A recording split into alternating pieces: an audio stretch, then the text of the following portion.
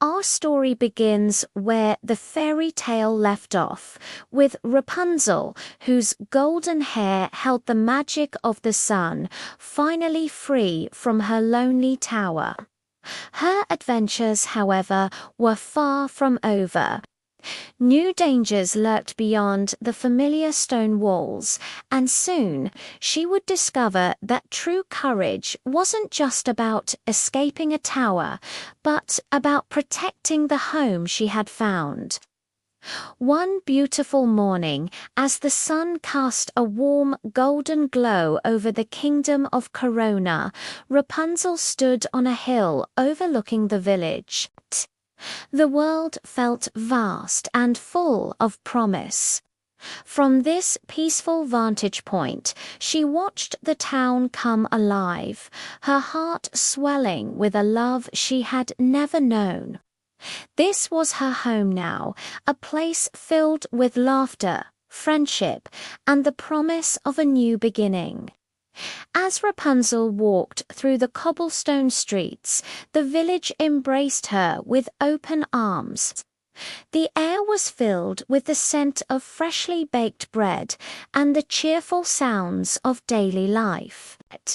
"Good morning, Rapunzel," called the baker, offering her a warm pastry. Children with bright, curious eyes ran up to her, their small hands filled with wildflowers, a simple, beautiful gift.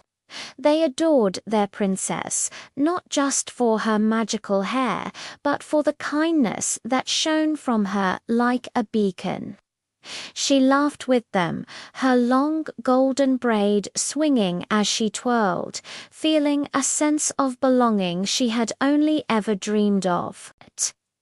Every smile, every friendly wave made her feel more connected to this wonderful community. But peace in any kingdom is a fragile thing. Soon, unsettling whispers began to travel through the village like a cold wind. Rumors of dark raiders, shadowy bandits who preyed on unsuspecting towns, started to circulate. Villagers gathered in the market square, their faces etched with worry, their voices low and fearful. They pointed towards the horizon, where a thin plume of smoke curled into the sky, sign of trouble approaching. The once joyful atmosphere was now thick with anxiety. The threat felt real, and it was drawing closer with each passing day, casting a long dark shadow over their peaceful lives. Seeing the fear in her people's eyes, Rapunzel's heart ached. She knew she couldn't let them live in terror. Gathering the villagers in the main square, she stood before them, her presence a calming force. "I know you are scared," she began, her voice clear and strong. "But we must not let fear control us." A gentle, magical light began to emanate from her long, golden hair, as if responding to her resolve. "We are stronger than we think," she declared, her green eyes filled with a fierce determination. "Together, we can protect our home. We will not be victims." Her words, filled with hope and courage, resonated through the crowd, igniting a small spark of defiance in their hearts. Rapunzel knew that words alone wouldn't be enough. She had to understand the enemy.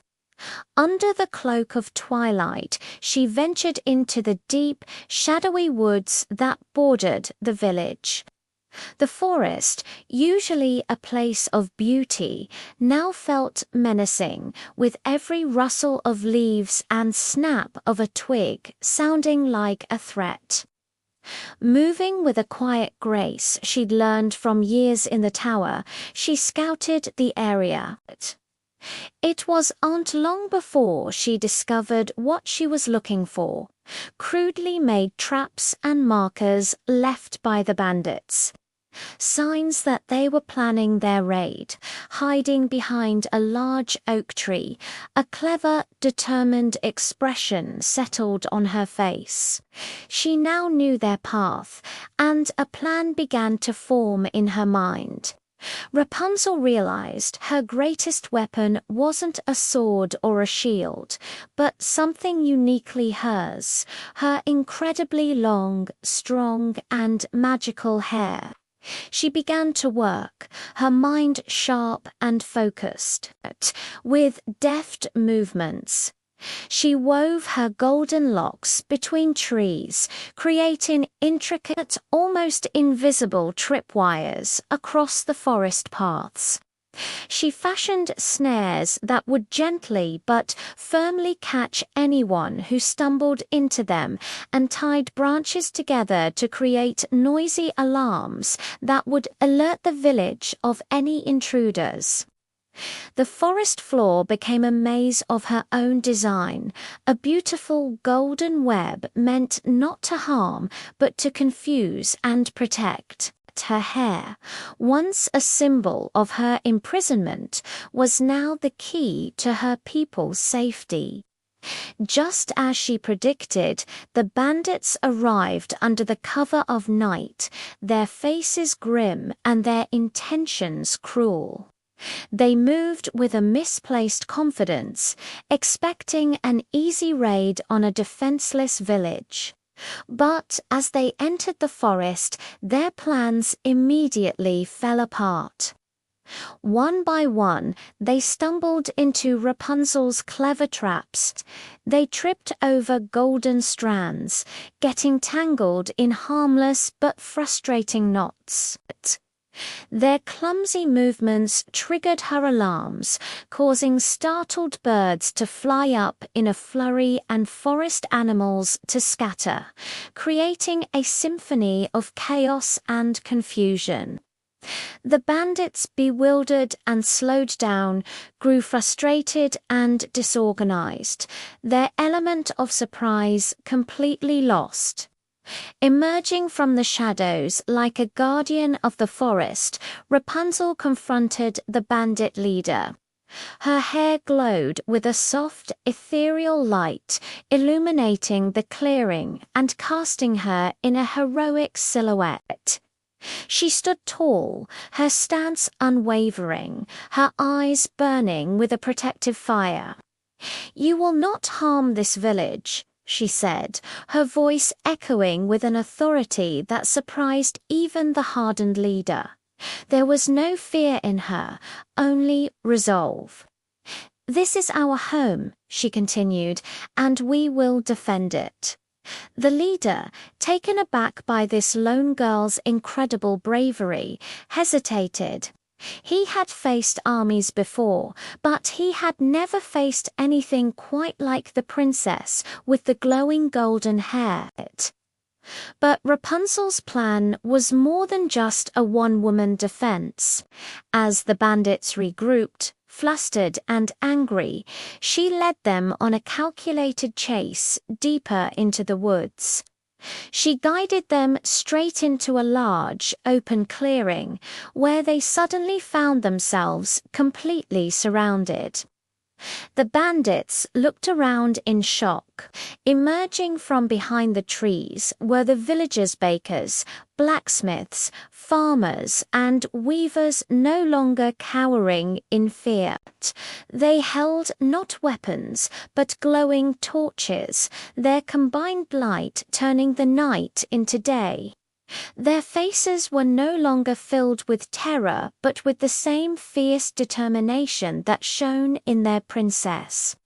The bandits were trapped, not by soldiers, but by a united community. The bandits, outnumbered and completely outsmarted, saw the unwavering unity of the villagers. They had expected easy prey, but instead they found a wall of courage.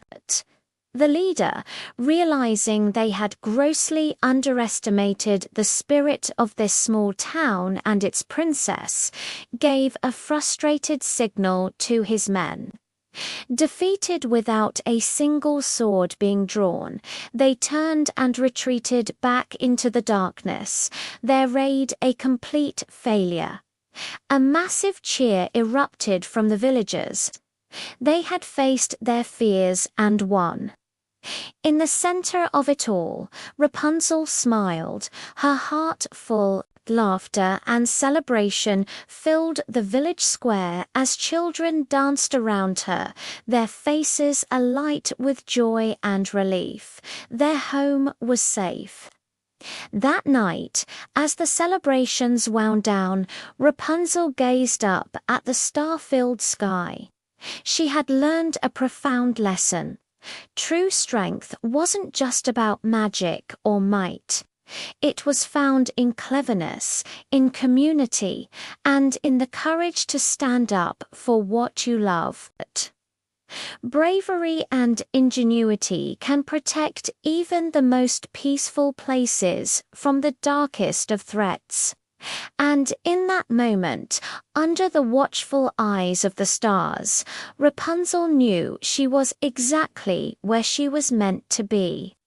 Not as a princess in a castle, but as a guardian of her home and her people.